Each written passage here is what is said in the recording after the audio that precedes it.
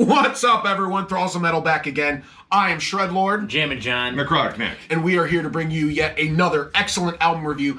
This time, we are bringing you the brand new album by melodic death metal band In Flames, titled Foregone.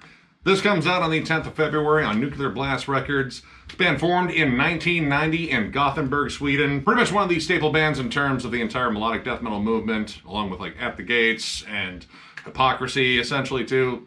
They were a fucking big thing. Now, this is their 14th studio album, first one with Chris Broderick as their new lead guitarist. And, yeah, all right, let's go over the history of In Flames and our relationship with them. I got into them around their mid-period, around Reroute to Remain and Clayman. Really enjoyed what I heard. And then it kind of slowly started unraveling, and then it hit this album called A Sense of Purpose, and I was like, what the fuck is going on here? And then Siren Charms came out. I was like, oh, what the fuck is this? So, yeah, they kind of morphed from their melodic death metal roots to more alternative metalcore. I mean, yeah, like melodic death metal and metalcore are kind of close. Like, you know, a little bit. But yeah, those later albums, yeah, I'm not a big fan. But we heard singles from this one, and we heard some renewed energy on it. Actually, some stuff that reminded us of why we got into them in the first place. So we decided, hey, let's finally cover an In Flames album, and let's hope it's not fucking terrible. And, well, what we got is, I mean, to be honest, a little bit of a mixed bag. It's not terrible, but I guess it wasn't what we thought it was going to be based on the singles. Correct. When they released the singles, I think there was very much a renewed feeling again that In Flames had left behind some of this newer sound and gone back to some of their older material as far as influences go. And the singles really kind of were driving home that point. Yeah. However, I feel like listening to this album as a whole, this album almost reminded me of a trailer that puts a lot of its best parts in the trailer. And then when you go see the movie, your favorite parts you'd already seen because you watched it for 3 months leading up to its release. It's kind of how I feel about a lot of the tracks on here. I remember when they first started releasing the singles, I was hanging out here, and Nick and I watched them on YouTube, and I was like, okay. Yeah. All right, this sounds decent again. And Chris Broderick. And Chris Broderick, yeah, excellent guitar playing for sure. I think it was Slow State of Decay, which was the first single, and like it's one of the songs that technically opens us up. I mean, you have an intro song. It's pleasant acoustic melodies. It's In Flames unplugged. Little cello, cello in there. It's pretty. It's very pretty. But you get into Slow State of Decay, and it's a notably more aggressive song. It's faster. It's thrashier. It's an aggression that has been kind of absent for a number of years and a number of releases. And that was the one that kind of got us going. I was like, maybe In Flames is kind of apologizing to their, old fan base. Like, yeah, we still got this left. Sorry about everything. Sorry about everything from the last... What I really meant to say is, I'm sorry for the way I am. I never meant to be so cold. Someone please shoot me in the face. Now, the title track was actually broken up into two parts, Foregone Part 1 and Foregone Part 2. I personally like a Foregone Part 2 a little bit better than number 1, which the only reason I bring that up is because Nick and I slightly disagreed on that. So I liked them both, honestly. I thought they complemented each other really well. And honestly, they're the songs on here that remind me the most of the classic In Flames sound. Most notably the second half. Yes. Yeah. Until some of those choruses hit. And this is maybe an album on the whole. The style of clean vocals and some of the note choices, I guess, or some of the melody choices for the vocal lines, there we go. They just didn't resonate with me well. They didn't reflect well off of the heaviness and the heavy parts of that album for me personally. Like the Beauty and the Beast dynamic is big in Melodeath anyway, like having clean choruses, but it's kind of the way they're produced. Like the vocals are very out front anyway. When it comes down to clean vocals, they are the loudest fucking thing you'll hear. And they are loaded with lots of filters. Now, I know Anders can sing, but I guess they're kind of in love with all of the big production. And admittedly, he has become a better singer. It's just these choruses are kind of too poppy for at least like the heavier songs. Like some of the heavier songs, you don't need them at all. Like save them for well, the not heavy songs, which there are definitely some not heavy songs on here. But the Foregone songs, both of them, again, kind of hark back to that earlier sound, like at least as far back as Clayman. You have the classic heavy metal harmonies, a little bit of a folky touch to them. Mm-hmm. The riffs are notably more aggressive. You have fast parts. You have good groovy breakdowns. Like, it has that old school In Flames sound. It's like, yeah, this is really solid. Same thing with The Great Deceiver. Has, like, again, heavy metal fucking, harmonies again. There's a galloping sort of thrashiness to it. It's a little bit more sinister and dark. And you even hear that a little bit on, like, Slow State of Decay. Like, there's some sinister, dark melodies on there. But, again, after a while, the darkness sort of subsides into somber reflection and... Tracks like Pure Light of Mind, which is, I mean, it's like a power ballad. It's a power ballad. Yes. And... it's not good. No. I mean, all right. In Flames has flirted with softer territory before. Marginal degrees of success there, at least in my opinion. I know this, recent era of In Flames probably has its fans. I'm still not one of them. But even in the past, like with softer songs, it's kind of hit or miss. Like, they're generally best when they're energetic, when they're fucking, like, kind of just going after it, like the big chuggy riffs and such, and, throwing in, like, really epic melodies. There are those on here. It's just, you really have to sift between a lot of stuff. And kind of coming back to the whole point of the singles are literally my favorite songs. Agreed. And I feel like like I bought a used car that had more problems than they told me about it. Because my current car. Yeah. Well, you gotta check the Carfax, man. But yeah, I drove it off the lot and like one of the wheels fucking fell off. Like, maybe not that extreme, but I feel like there was a deliberate marketing here. Like, hey, let's get the old school fans back at it and see if we can sell them on In Flames' newer sound. Because in that aspect it worked. The singles got us to listen to the album, and the singles are really good. The rest is for John, it left a lot to be on an desired. In Flames album. Yeah. Songs like A Dialogue in B flat minor also really drive home the point to where unnecessary cleans. Yes. That song was really cool. The beginning was sweet. Yes. Yep. That song was so cool. The riffs were great. And then all of a sudden the vocals just came in super clean and over polished, and it was like, no. Nope. Arena rock mellow death. Like, that's what it kind of feels like. I mean, honestly, I was drawing more comparisons to bands like Tool and Slipknot on, Dialogue and B flat minor, and the next track, Sinisher. Like, they just feel like they're stripped down to be way more accessible, and you can just hear the clear contrast in terms of writing versus that and the singles. Like, these songs don't feel as though, like, there was much put into them as far as, like, creativity. It reminds me when All That Remains lost their edge.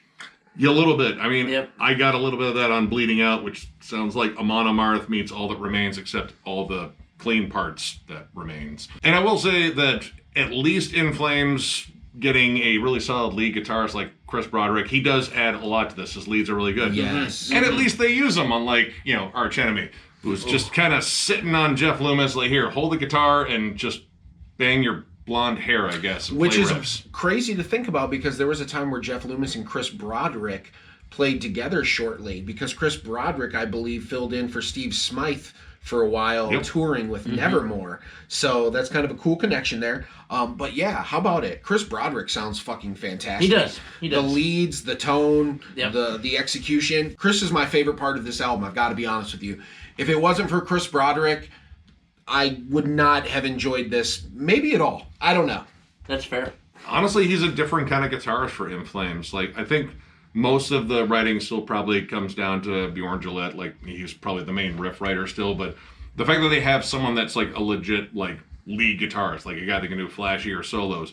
And he isn't like super flashy in here, but I think he has maybe more like leeway in terms of creating melodies and leads than, say, other guitarists in the band. Like, they just kind of let him go a little bit. It's like, yeah, we got you for a reason. You're a solid lead guy. Run with it, and they did. And those are some fantastic moments. And there's definitely a lot of great double lead work in here, which is reminiscent to Old In Flames. Right. So I will give credit where credit's due. There's a lot of beautiful dual guitar melody lines over some great riffs. Which is what made In Flames Oh, yeah. in the beginning. They were really good at that. Those double like harmonies, that's such a token part of their sound, or at least like their older sound. But yeah, they're still here, and they're still really well done. I just feel like I have to get around some unnecessary obstacles. Like, I don't think every song needed a clean chorus. Agreed. And I think maybe Foregone Part 1 didn't quite have one, but at the same time, that's 1 out of 12.